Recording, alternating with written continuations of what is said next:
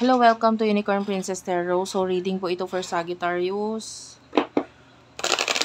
Take only what resonates. Pag di nag-resonate sa'yo, wag natin pilitin. Maaaring hindi para sa'yo ang reading. Okay lang yon. May mga next reading pa tayo. Okay? May mga next reading pa. Maaaring sa ibang reading ay makuha ko naman ang energy mo. Okay? So, start na natin ang reading. This is for the sign of Sagittarius, Sun, Moon, Rising, Venus, Jupiter, sign or Jupiter Sagittarius. Ayan, check mo yung natal chart mo. For Sagittarius, messages for Sagittarius, please. You do have here ask for help and turn on your heart light. Bottom of the deck, you do have here love endures. Okay, so nakakita tayo dito ng maaaring may mga taong nagmamahal sa'yo na hindi mo nare-realize kasi hindi sila nagkukusang loob na pwedeng hindi nila pinapakita, hindi nila sinasabi or hindi sila nagkukusang loob magpakita ng pagmamahal na hinahanap mo. Okay? But then, nakita natin na itong mga taong to, once na kailangan mo, or once na sinabi mo, tinanong mo, or, ikaw yung lumapit, dun mo makikita yung concern at pagmamahal nila sa'yo. You do have your love endures. So, maaring naramdaman mo na parang baliwala ka lang or kinakahiya ka or what dahil natitiis ka, parang ganun. Or tinitiis ka. Yung iba medyo pwedeng maybe they are being cold, no? At parang walang pakialam. But then, nung magsalita ka, dun mo na-realize, oh, may concern sila. Willing silang ibigay. Willing silang tumulong. Willing silang maintindihin ka. So, nandun. And I want to use a different card for you. Sagittarius. Anong mga naghihintay sa mga Sagittarius?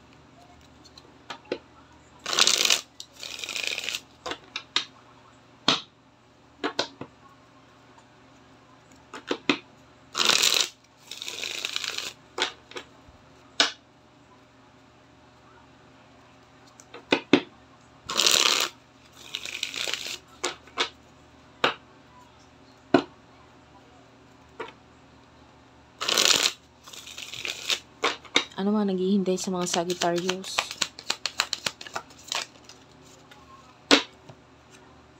You do have your love.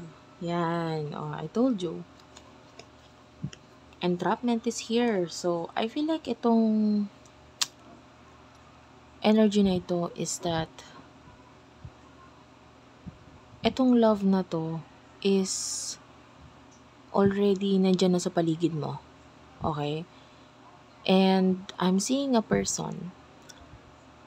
This is like a mother or a father figure na parang nagpapakita ng pagmamahal sa'yo. Importante ka para dito sa mga taong ito.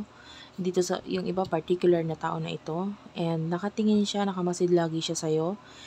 Kahit di mo maramdaman yung pagmamahal niya, kahit niya sinasabi, lagi naman siya nakatingin. Lagi siyang hindi niya hinahayaan na may mangyari sa'yo masama. As long na nakikita niyang okay ka, kampante siya. Okay, hindi naman ibig sabihin na hindi siya gumagawa ng action, nagsasalita siya, or hindi siya nagsasalita, or nakikipag-usap sa'yo, ay baliwala ka na.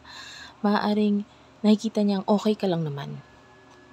Diba? Saka mo malalaman yung pagmamahal niya sa'yo pag nakita mo yung pag-aalala, nakita mo yung alam mo yun. But, this is like watching your loved one ride a roller coaster.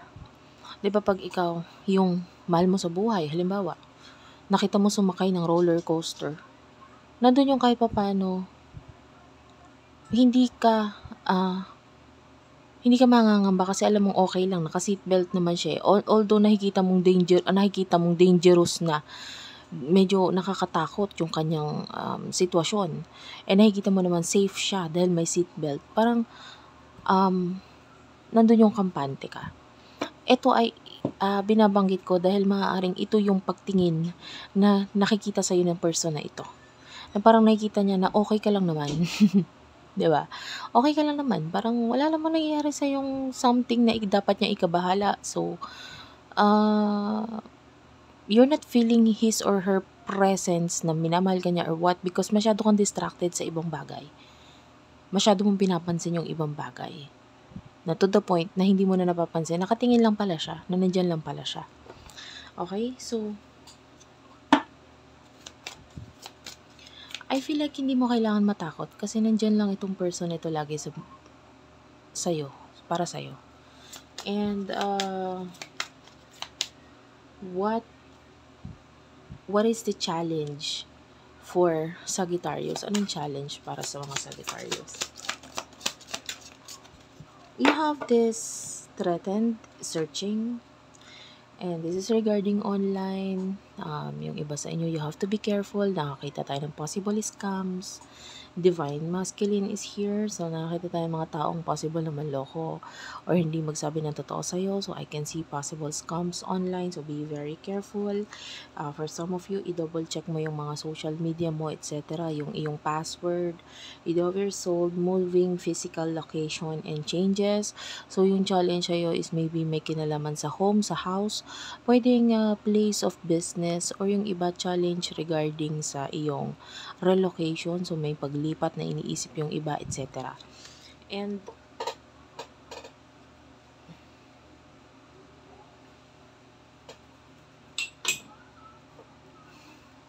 inom lang ako, guys.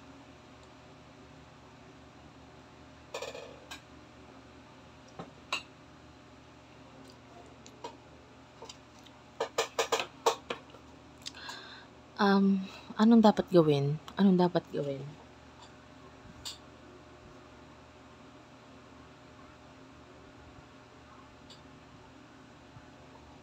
Anong dapat gawin?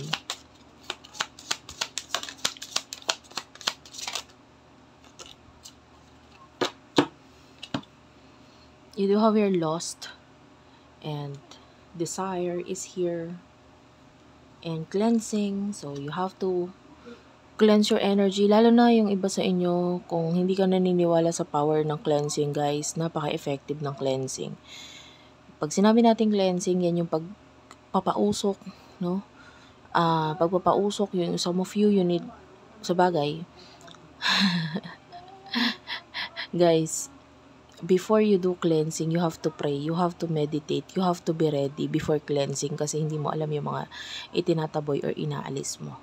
Okay, so you have to be prepared, no?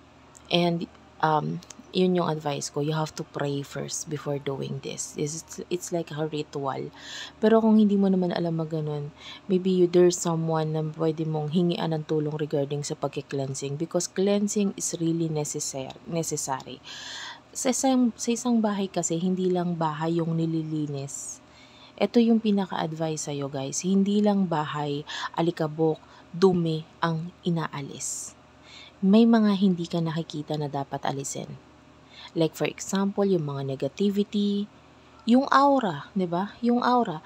Hindi mo nakikita yung aura sa totoo lang yung iba, no, if you're open, no, yung mata mo or yung maybe you have a psychic ability na nakakita ka ng aura ng tao, pero iba yung energy when you look at a person.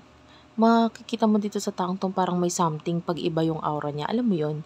And sa bahay ganun din, may aura, may mga hindi ka nakikita, negativity, so may lugar sa bahay ninyo, diba? Bakit pag pumupunta ako dito sa lugar na to, parang ang bigat, parang may something, parang hindi maganda. Maybe you need to cleanse it, you need to light a sage, you need to, alam mo yung cleansing, hindi lang naman sa pagpapausok, maraming klaseng paraan. Like, me, I'm using this Tibetan bell to cleanse the energy, no? To cleanse the energy, the vibrations nitong Tibetan bell na to can help me cleanse itong aking table. But anyway, bakit ko sinisingit yun? Marami kasing ano guys, may Chinese incense na yan, napakadali. You just have to light it and then um, gawin mo yun sa buong bahay.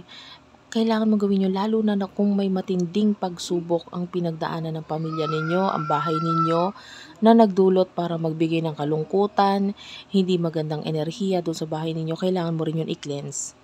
Sabi ko nga, hindi lang bahay ang nililinis na yung mga nakikita, but rather yung mga hindi rin dati nakikita, pero nararamdaman natin. Yun nga, yung pakiramdam na parang mabigat. So, yun yung advice sa'yo dito. And regarding doon sa bagay na nawala sa'yo, you do have here desire. Maaaring mas masarap ang kapalit nito. May nawala sa'yo, you have to, ipagkibit balikat mo na lang, nawala na yun eh. Pero there's something beautiful that is about to come. May darating na maganda, mas masarap na beginning para sa'yo. I see this as obsession. Pero the word obsession here, this is like matagal mo nang hinahangad. Maybe yung iba sa inyo matagal mo nang hinihiling. Sana ganito, sana ganyan. Tapos ito na dadating siya, oh. Bakit mo kailangan mag-concentrate or mag-focus sa past, sa bagay na nawala na sa'yo? This is the right time na mag-focus ka sa bago. Something is going to come. May dadating sa buhay mo na kailangan mo maging ready, na kailangan mo maging prepared, na kailangan masaya ang aura mo, na kailangan malinis yung bahay nyo, malinis yung kapaligiran mo. Hindi yung physical kapaligiran, hindi yung physically. Of course, kasama na rin yun, clean your house, etc. Pero you have to clean everything kasi may paparating. And tell me about this paparating para sa mga Sagittarius. You do have your lockdown done and sold. Yung iba sa inyo, nightlife is here, twin flame, your twin flame is coming. Hindi lahat, pero some of you, there's this twin flame coming, paparating ang twin flame mo, or the person na parang nandyan to help you, to support you during your lockdowns. I feel like this is a person na nakausap mo nung pandemic days. So, itong taong nakausap mo na madalas nung pandemic, I feel like this is the person who is coming back. Okay, na may pabalik, I can see some kind of visitation, etc. mula dito sa taong to. This person, there's a physical na pagkikita, physical change, physical paglipat, ganun, mula dito sa taong to. And this person is going to, there's this completion between the two of you. Soon enough, you will be completing each other. You will be happy with this person. Magiging masaya ka sa pagdating itong person na ito. There's a beautiful connection sa inyong dalawa. And definitely, you do have your drastic. So, it will be an extreme experience for you. No? And maraming magiging rason kung bakit dadating siya ulit sa buhay mo. Okay? So, that's it for now. Thank you for watching. I love you all, guys. Thank you for being here, until the end of this reading. And please do like, subscribe. Personal reading, Jing Tarot Reader. Guys, habang may time pa ako, very limited lang ang aking time. I'm a very busy person. Negosyante po ako. Marami po akong negosyo. Ngayon, busy po akong tao. Ngayon, hanggat may time, please do message doon sa akin TikTok. Ayan. I-message mo ako sa aking TikTok kasi ngayon pwede ka maka-avail ng aking personal reading, astrology reading, palm reading at saka tarot reading. Ayan. Saglit lang yon, hindi ko yon i-avail. Sa susunod, hindi na ulit ako tatanggap. So, hanggat may time pa. Of course, may payment po yon. Check mo na lang, doon re-reply, Doon magre-reply yung aking team for those people na maaaring mapili or matanggap ang kanilang personal reading. Okay? So, that's it for now. Thank you for watching. I love you all and bye-bye.